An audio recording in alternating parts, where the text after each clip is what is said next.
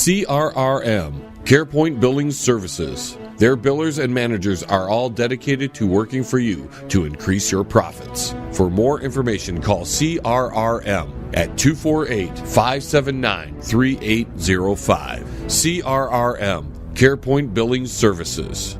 Fans, do you need a video for your brand new song but don't have a lot of money? Then contact John Lebang. His reasonable rates, professional look, and fast turnarounds will help get that song off the ground. Contact him at jlebang.com. If you are elderly, disabled, receiving SSI or Medicaid, and you have a medical need or require assistance with daily housework, shopping, grooming, medication, you may qualify for housekeeping at no cost. Call now. VIP Home Healthcare, 248-579-3805. VIP Home Healthcare, there when you need them. That's 248-579-3805. Powerful, epic music by Toot Box Roll. Life-changing lyrics come in every style, empowering humanity to finally unlock the chains of bondage. Experience the edgy side of positive music and rock your world today. From Primal to Divine, available now at sassyalternativemusic.com. Hey, man, it's at the bottom of the hour, man. Do you know where your kids are, man? If you want to contact the John Lebang Show, feel free to send an email to jlebang@live.com. And if you're on Twitter, look him up at John Lebang. And don't forget to go to his Facebook page at The John Lebang Show. Now, here's John.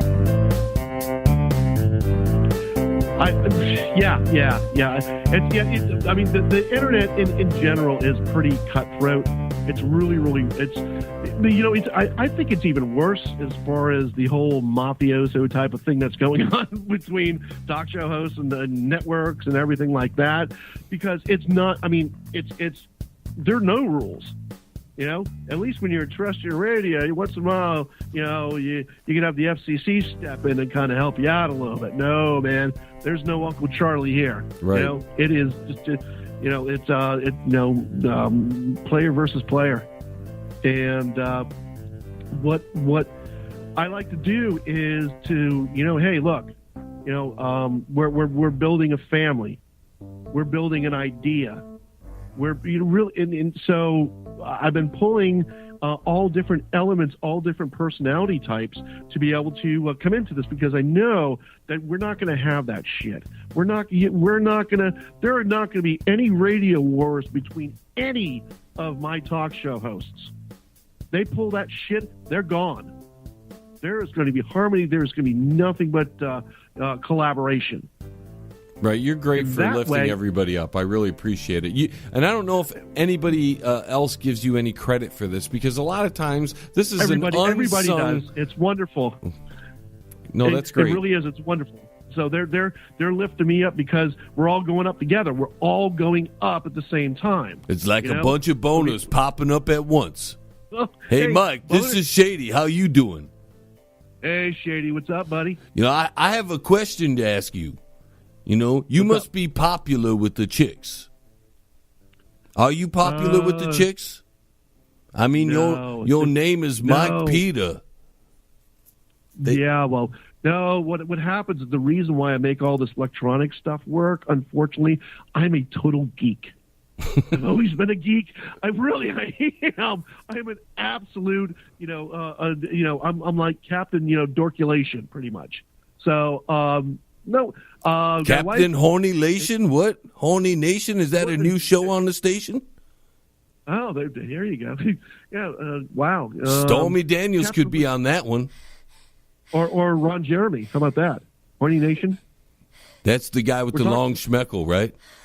Yeah, the big one, man. Now we're going off in other directions on the John Lebang Show. And with that being said, Mike, you're a big Star Trek fan, right? Absolutely. That goes around, goes right along with my dorky, geeky persona. Yes, absolutely.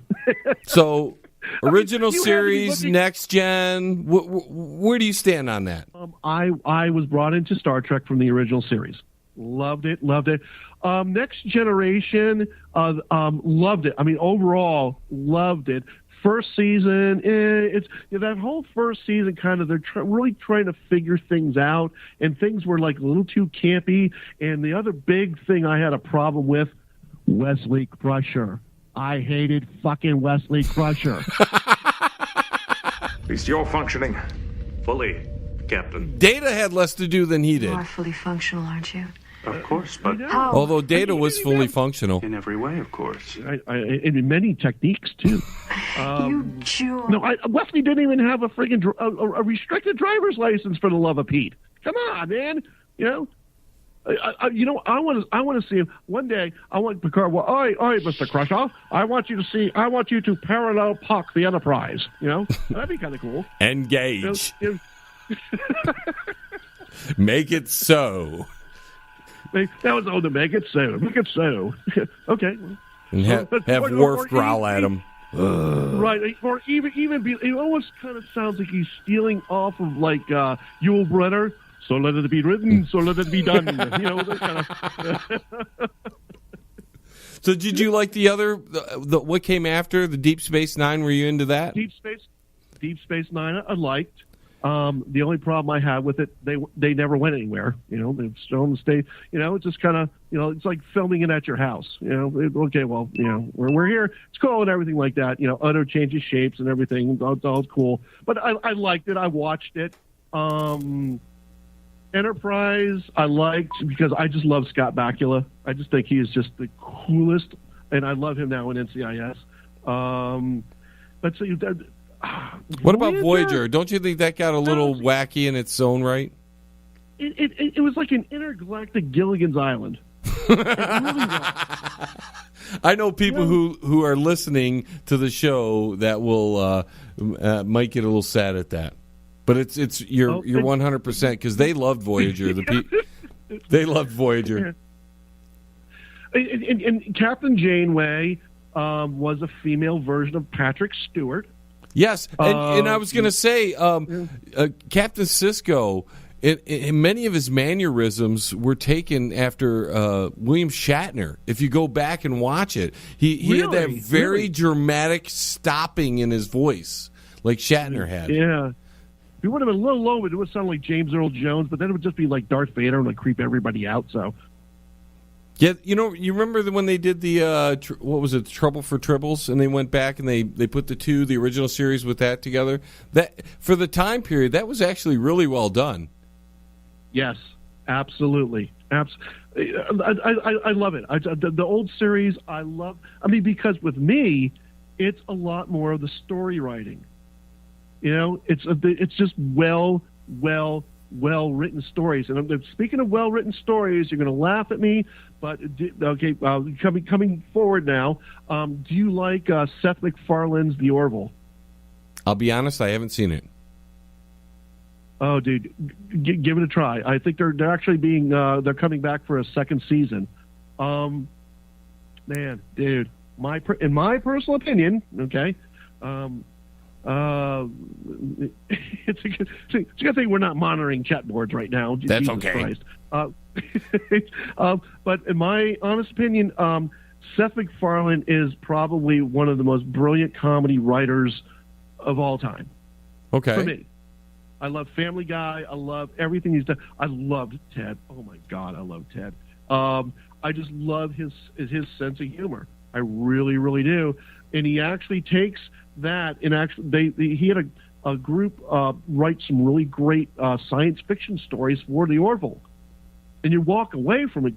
There were funny things. You can say the little things that would be Seth MacFarlane, but the overall approach to the story is amazing, and it's right along the lines of Star Trek. It would be the same way as if Star Trek, decided to be a little more funnier.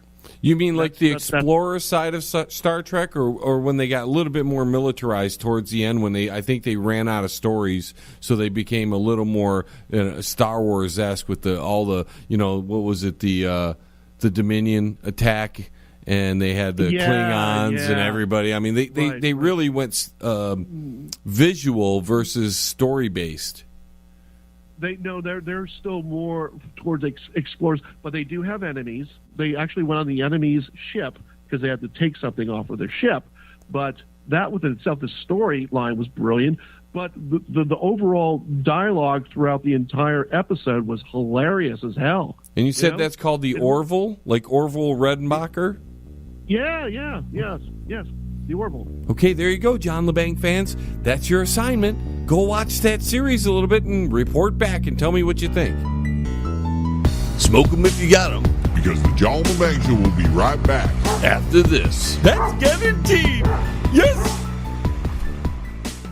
Pane in the Glass, commercial and residential window cleaning for a beautiful sparkling shine that's crystal clear. Call Pane in the Glass Window Cleaning. You can find them on Facebook at Pane in the Glass. Hey, man, you're listening to the John Lebang Show, man. That's good, because that means you ain't stupid.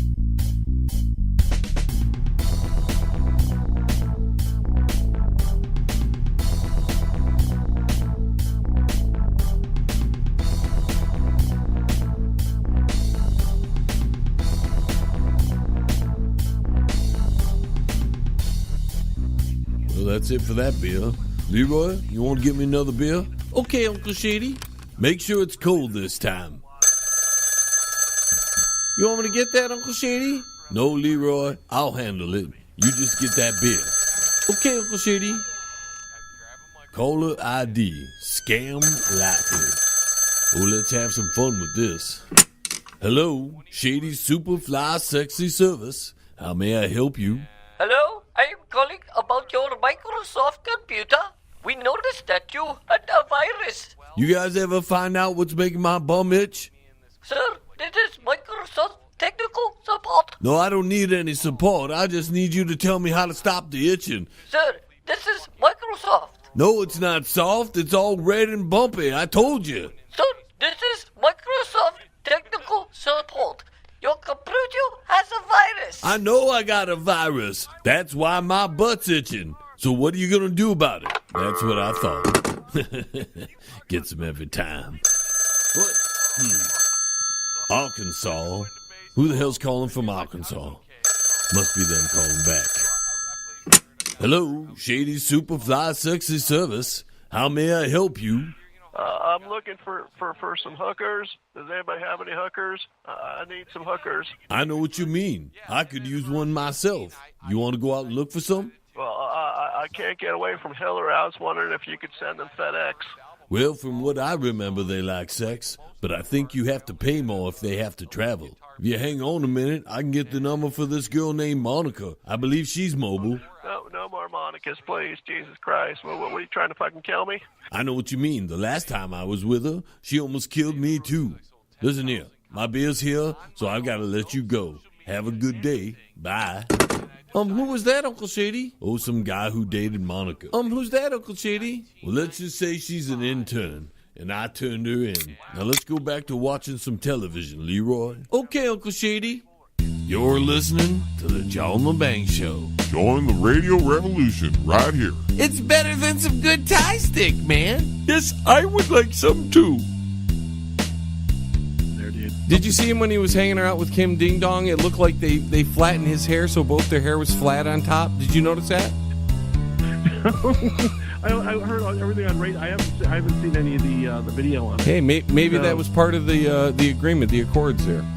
You know, I was actually waiting for Donald to go over to, what was it, Kim Jung Un, and kind of grab his head and give him a little noogie. You know, I thought that would have been kind of funny. That would have been awesome. He had such a big smile as soon as he got past the. I mean, here's Kim Ding Dong. That's his nickname, by the way, if you didn't know. Kim Ding Dong's walking up and meeting Trump right there for the photo, and you can see he's all nervous. And then once Donald started shaking his hand, and Donald does this thing where he puts his other hand on your elbow when he's shaking. I don't know if you noticed that. That loosened Kim Ding Dong right up, and that kid looked like a kid in a candy store. And why wouldn't it be? Because it's a personal touch. You know what I mean? You do the handshake, it's formal, but that extra, and I've done that to people too. It's a little more of a kind of, hey, hey, buddy, what's up? We're a little warmer. Yeah, so I think that loosened Kim up enough to where he